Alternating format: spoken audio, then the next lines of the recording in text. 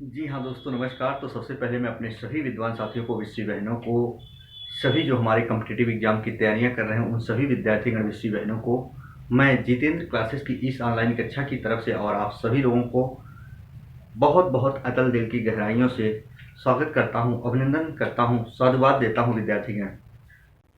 जी हाँ, आज आपका भाई, आपका दोस्त जो ऑनलाइन कक्षा में आप सभी लोगों के सामने रूबरू मुखातिब होने आया है। विद्यार्थीगण, मैं बहुत ज़्यादा तो नहीं कुछ कहना चाहता हूँ। एक बार वीडियो जरूर देखिएगा। याद रखिएगा, आप कहीं भी पढ़े हों, किसी भी पाठ्य पुस्तिका से पढ़े हों, किसी अपने यार दोस्त से पढ़े हों, मेरी ये गारंटी है कि ऐसा लॉजिक आपको कहीं नहीं मिला होगा। और हिंदी ग्रामर का जो बहुत ही चर्चित बिंदु होता है, जैसे कृदंत क्रिया कृदंत प्रत्यय में क्या अंतर होगा, ध्यान से सुनना। कृदंत क्रिया और कृदंत प्रत्यय में क्या अंतर होगा, ठीक उसी अनुसार नाम धातु क्रिया और तद्धित प्रत्यय में क्या अंतर होगा। आज भाई आपका दोस्त सेकंडों में बताएगा कि कैसे आप पकड़ोगे, किसी एग्जाम में आएगा। जी हाँ, यदि समझ में आएगा तो एक बार लाइक और सब्सक्राइब जरूर कर दीजिएगा। यदि नहीं समझ में आएगा विद्यार्थीगण तो वीडियो को अनसब्सक्राइब कर दीजिएगा, कोई फर्क नहीं पड़ेगा। लेकिन मेरी एक गारंटी है विद्यार्थीगण, जाइएगा मत, बने रहिएगा अंत तक। आज हम कृदंत क्रिया और कृदंत प्रत्यय, उसके साथ साथ नाम धातु क्रिया में भी अंतर बताएंगे। सेकंडों में हल करोगे। आइए जरा देखते हैं विद्यार्थीगण। अगर हम कहें, सबसे पहले जो हमारे प्रत्यय होते हैं, प्रत्यय के दो भेद होते हैं। प्रत्यय के कितने भेद होते हैं? दो भेद होते हैं विद्यार्थीगण। एक तद्धित प्रत्यय होता है और एक कृत या कृदंत प्रत्यय होता है। जी हाँ, जो हम कह सकते हैं विद्यार्थीगण, हमारे तद्धित प्रत्यय होते हैं, ये विकारी शब्द, ध्यान से सुना, ये विकारी शब्द संज्ञा, सर्वनाम और विशेषण के साथ जुड़ते हैं। जो हमारे ये तद्धित प्रत्यय होते हैं, ध्यान से सुना, ये विकारी शब्द संज्ञा, सर्वनाम, विशेषण के साथ जुड़ते हैं। जी हाँ, फिर से बता रहा हूं, वे विकारी शब्द यानी हो सकते हैं चाहे संज्ञा, चाहे सर्वनाम, चाहे विशेषण, इन्हीं के साथ यदि कोई प्रत्यय जुड़ेगा तो याद रख लेना, हमेशा और हमेशा वो तद्धित प्रत्यय कहलाएगा। बहुत ध्यान से सुनना, फिर एक बात बता रहा हूं, यानी विकारी शब्द संज्ञा, सर्वनाम और विशेषण होते तो चार हैं, पर तीन विकारी शब्दों के साथ, संज्ञा, सर्वनाम और विशेषण के साथ यदि हम कोई प्रत्यय लगा देते हैं विद्यार्थीगण, और यदि वो बनने वाला जो विकारी शब्द होगा उसी विकारी शब्दों में से निर्माण करेगा, उसे ही तद्धित प्रत्यय कहा जाता है। फिर से सुनो एक बार, भ्रम दूर हो जाएगा। यानी तद्धित प्रत्यय हमेशा और हमेशा कैसे पकड़ोगे? विकारी शब्द चार होते हैं, संज्ञा, सर्वनाम, विशेषण, क्रिया। क्रिया को छोड़कर संज्ञा, सर्वनाम और विशेषण शब्द होगा। जैसे मीठा, मीठा शब्द विशेषण है, मानव शब्द संज्ञा है, अपना शब्द सर्वनाम है, भला शब्द यहाँ विद्यार्थीगण हमारा विशेषण है, अच्छा विशेषण है, चमक संज्ञा है, सुंदर विशेषण है, समाज संज्ञा है, शहर संज्ञा है, मानव संज्ञा है। ये सब जरा देखो विद्यार्थीगण, यहाँ संज्ञा, सर्वनाम और विशेषण वाले शब्द हैं। ये संज्ञा, सर्वनाम, विशेषण वाले शब्द इधर हैं, और इनमें जो हमने प्रत्यय लगाया, प्रत्यय लगा है, जैसे विद्यार्थीगण यहाँ देखो, यहाँ आस प्रत्यय लगा तो मिठास हो गया। ये बना क्या? संज्ञा बना और भाववाचक संज्ञा। फिर देखो, मानव संज्ञा खुद है, ता जोड़े तो क्या बना? मानवता, भाववाचक संज्ञा। अपना सर्वनाम है, त्वा प्रत्यय जोड़े तो क्या बना? अपनत्व बना। फिर मैंने भला, ये विशेषण है, आई प्रत्यय जोड़ा तो भलाई हुआ, संज्ञा है। फिर हमने कहा विद्यार्थीगण, यहाँ देखो, अच्छा प्लस आई, अच्छाई हुआ, संज्ञा हुआ। चमक जमाना, चमकना विशेषण शब्द है, सुंदर जमकता, सुंदर विशेषण है, ता प्रत्यय लगाए थे, भाववाचक संज्ञा बना। यानी अगर संज्ञा और सर्वनाम और विशेषण में कोई भी हम प्रत्यय जोड़ते हैं और बनने वाला खुद इन्हीं विकारी शब्दों में से निर्माण कर दे, तो उसी को क्या कहा जाएगा?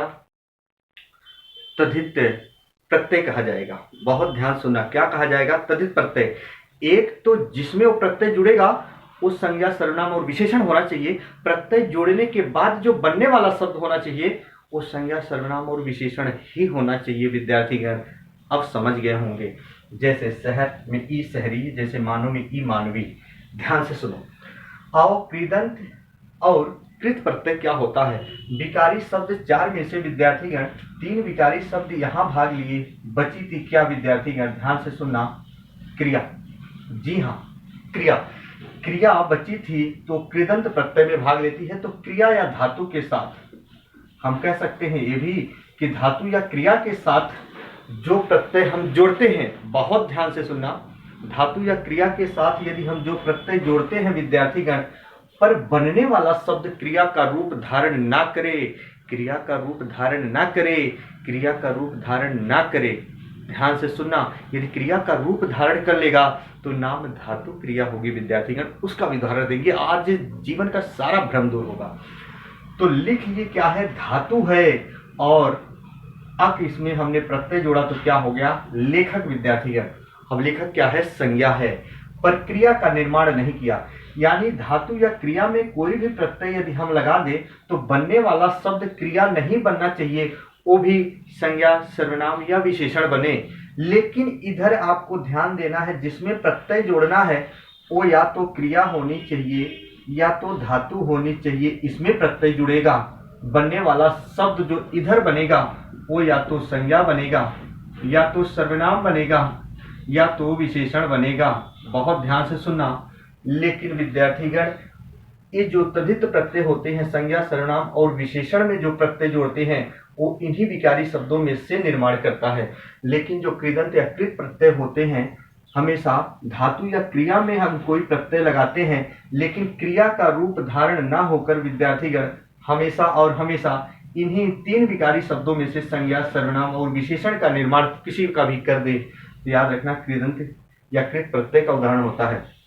जैसे खेल, याद रखना, खेल विद्यार्थीगण ये धातु है। खेल क्या है, धातु है, और इसमें औना प्रत्यय जोड़ा तो खिलौना हुआ। खिलौना तो क्रिया नहीं है ना, खिलौना संज्ञा है, जातिवाचक संज्ञा है।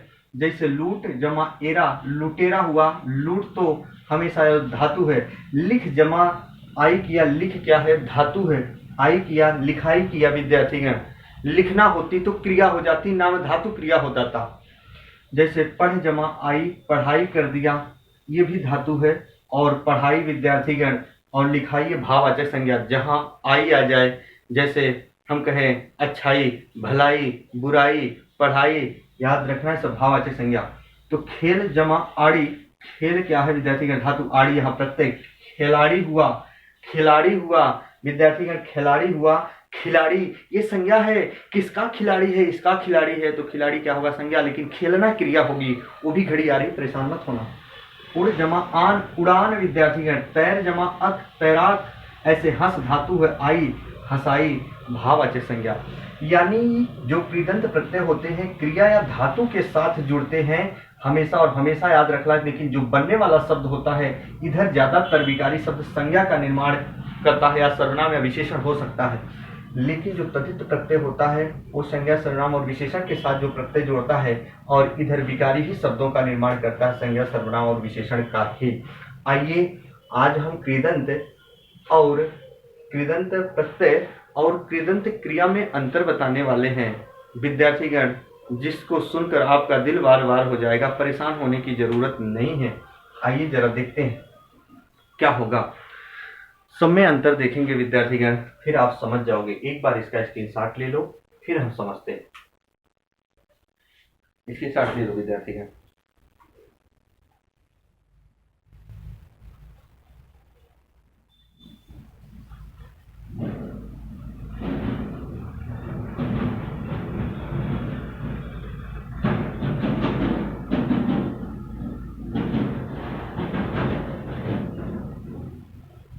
जी हाँ, चलिए आइए जरा इसको हम रिमूव करते हैं, फिर हम इसी के जस्ट तुरंत बाद पढ़ेंगे कृदंत क्रिया। पढ़ लेते हैं कृदंत क्रिया क्या होती है। जी हाँ, ध्यान से सुना। इसके साथ साथ हम नाम धातु क्रिया भी पढ़ लेंगे। और नाम धातु क्रिया क्या होती है, यहाँ देख लीजिए, ये धातु या क्रिया होती है, लेकिन नाम धातु क्रिया क्या होती है उसको पहले देख लेते हैं। ध्यान से सुनना। नाम धातु क्रिया, नाम धातु क्रिया, यहाँ जुड़ा है विद्यार्थीगण नाम। तो सबसे पहले एक चीज याद रखना है, हमेशा और हमेशा विद्यार्थीगण संज्ञा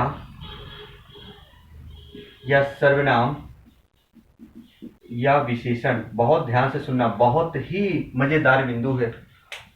संज्ञा, सर्वनाम और विशेषण, इन्हीं तीन शब्दों के अंत में यदि हम कोई भी प्रत्यय जोड़ देते हैं, प्रत्यय जोड़ने के बाद वो विकारी शब्द क्रिया का निर्माण कर दे, क्रिया का निर्माण कर दे विद्यार्थीगण, तो याद रखना हमेशा और हमेशा वो नाम धातु क्रिया होगी।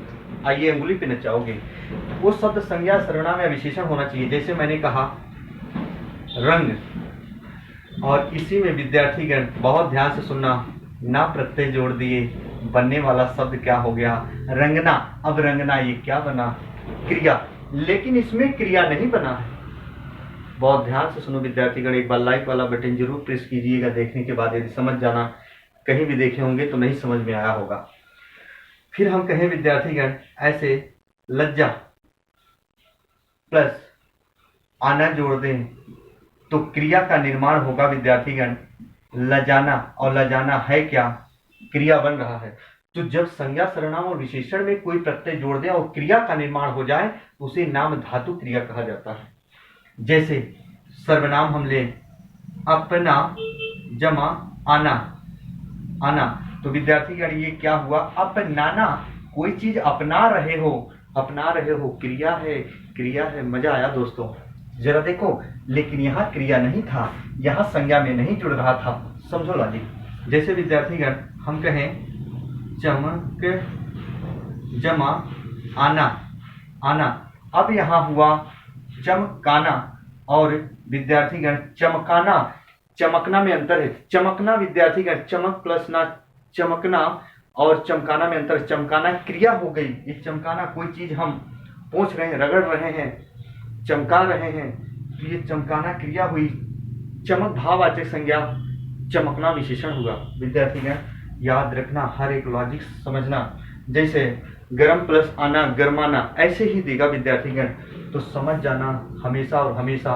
उसे क्या कहा जाता है, नाम धातु क्रिया कहा जाता है। आइए जरा एक बार इसका स्क्रीनशॉट लो, फिर हम बताते हैं कृदंत क्रिया कैसे पकड़ोगे।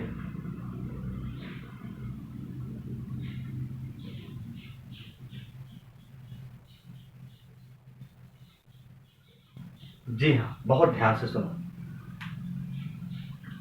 कृदंत क्रिया कैसे पकड़ोगे, अब उसको भी बता रहे हैं विद्यार्थीगण। कृदंत क्रिया क्या होती है, कृदंत क्रिया क्या कहती है दोस्तों,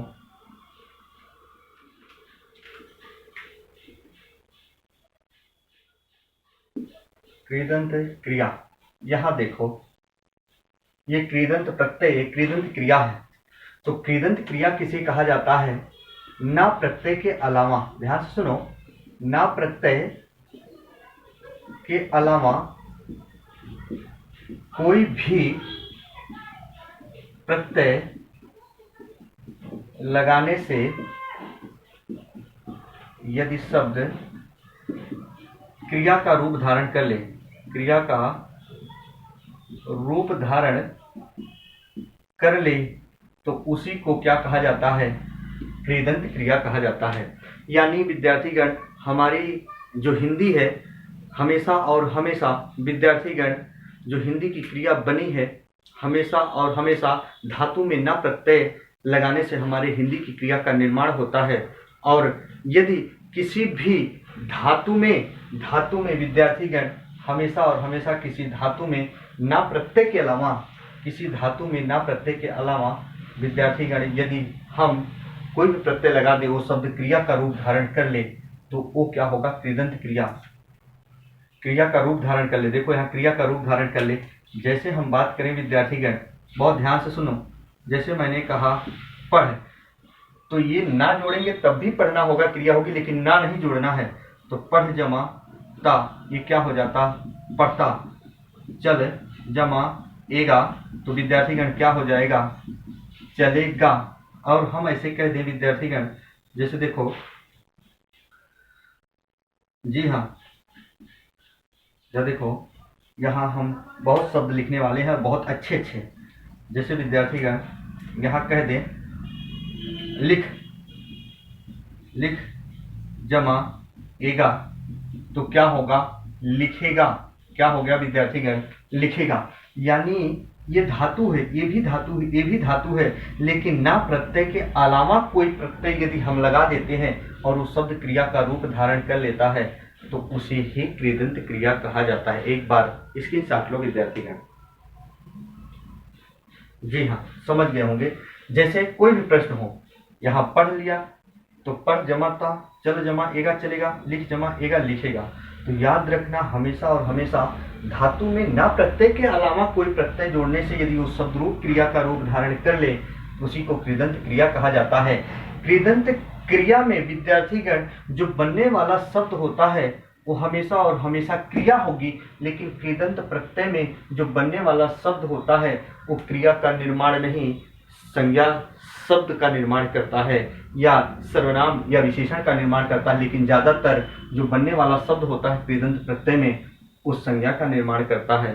अब समझ गए होंगे आप। तो एक बार सारा स्क्रीनशॉट लीजिए आप, फिर हम आपसी वार्तालाप करते हैं। जी हाँ दोस्तों, तो मेरी कक्षा आज तक यही थी। यदि वीडियो अच्छी लगा हो तो लाइक और सब्सक्राइब करना ना भूलें प्यारे विद्यार्थीगण, विषय बहनों। नेक्स्ट दिन जब हम मिलेंगे ऐसे ऐसे अंतर लेकर आएंगे ताकि आपका भ्रम दूर हो। अब तक की कक्षा मेरी यहीं तक। तब तक के लिए मित्रों, जय हिंद, जय भारत।